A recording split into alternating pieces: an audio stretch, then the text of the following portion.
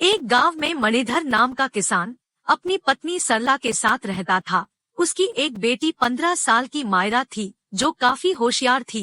किसान की मेहनत से जो आमदनी होती उससे बेटी की पढ़ाई और घर में ही खर्च हो जाती थी। एक वर्ष सूखा पड़ जाने की वजह से अब मणिधर के पास पैसे नहीं थे जिससे वह फसल की बुवाई कर सके। वह पत्नी सरला से बोला, इस साल सूखा पड़ जाने की वजह से फसल में भी नुकसान हो गया और जो बाजार में पैसे थे धीरे धीरे वह भी घर का खर्चा और बेटी के स्कूल फीस में खर्च हो गए। समझ नहीं आता कि फसल के बीज के लिए पैसे कहाँ से लाऊं। परेशान क्यों होते हो जी, ऊपर वाला कोई ना कोई रास्ता निकालेगा। क्यों ना हम साहूकार से कुछ पैसे कर्ज ले और फसल की बिक्री होने पर उनको वापस कर देंगे। सरला की बात से मणिधर सहमत हुआ और वह साहूकार के पास गया।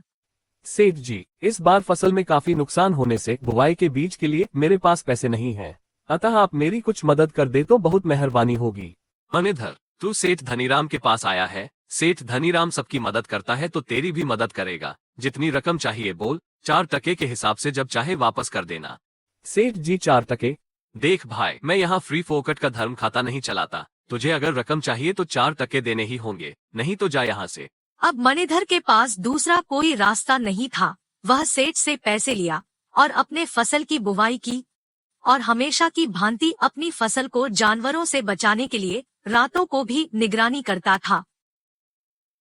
एक रात निगरानी के दरमियान एक जहरीले सर्प ने मणिधर को डस लिया और मौके पर ही मणिधर जमीन पर गिर पड़ा और सहायता न मिलने से उसकी मृत्यु हो गई। मणिधर के गुजर जाने के बाद मानो कुदरत का कहर बनकर उसके परिवार पर टूट पड़ा हो।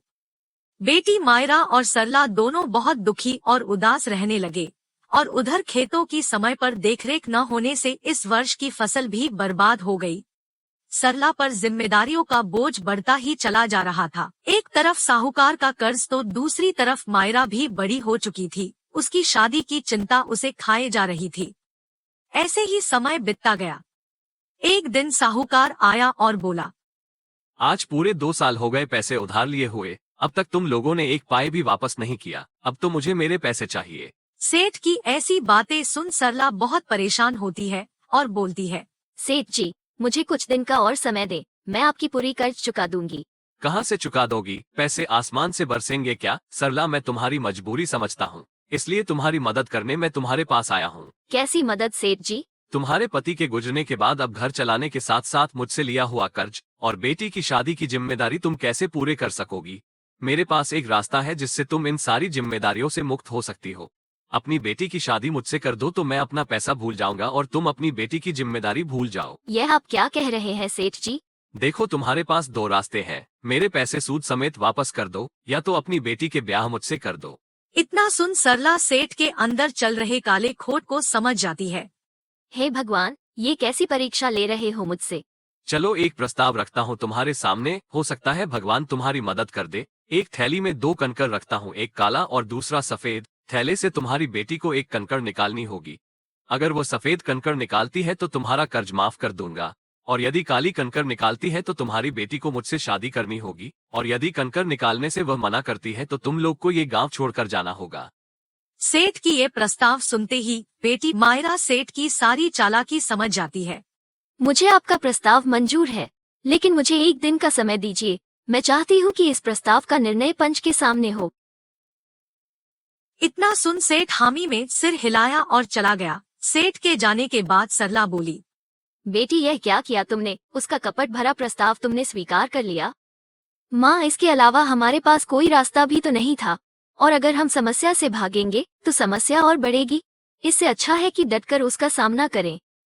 सेठ के इस प्रस्ताव से सरला और उसकी बेटी मायरा दोनों बहुत चिंतित थे। तभी मायरा को एक तरकीब सूझी। अगले दिन सुबह होते ही वह रास्ते से कंकड़ उठाकर लाई और अपने दरवाजे पर छींट दिया। कुछ ही देर बाद सेठ और पंच वहां पहुंचते हैं। शर्त की सारी बातें उनको बता दिया जाता है। सेठ पंच के आंख में धूल झोंकते हुए 2 कंकड़ नीचे से उठाया और थैली में डाल दिया। फिर बोला, इस थैली में एक सफेद कंकड़ और दूसरा काला कंकड़ है। अब इसमें हाथ डालकर एक कंकड़ चुनो। अगर सफेद निकली तो तुम लोग कर्ज मुक्त हो जाओगी, यदि काली निकली तो मुझसे शादी करनी होगी। सेठ पंच के आंख में तो धूल झोंक दिया परंतु मायरा ने उसे दोनों काले कंकर उठाते देख लिया था। लेकिन अब शर्त के मुताबिक कंकर निकालने से वह मना भी नहीं कर सकती थी। उसने थैले में हाथ डाली और एक कंकर चुना तथा थैले से हाथ निकालते ही उसने निकाला हुआ कंकर जमीन पर गिरा दी। जमीन पर कंकर गिरते ही बाकी सब कंकरों में निकाला हुआ कंकर भी मिल गया। ओह, मेरे हाथ से कंकर फिसलकर नीचे गिर गया, लेकिन अभी भी कोई बात नहीं बिगड़ी है। अभी भी थैले में एक कंकर है जो मैंने नहीं चुना। उससे हम पता कर सकते हैं कि मैंने कौन सा कंकर निकाला था। अब पंच के सामने थैले से दूसरा कंकड़ निकाला गया तो वह काला कंकड़ बचा हुआ था। पंच के समक्ष ऐसा माना गया कि लड़की ने सफेद कंकड़ का चुनाव किया था। शर्त के मुताबिक सरला का कर्ज सेठ को माफ करना पड़ा और शर्मिंदगी का तमाचा लिए सेठ वहां से निकल गया। समस्या कितनी भी बड़ी क्यों ना हो, तरीका बदलने से समाधान निकलता ही है।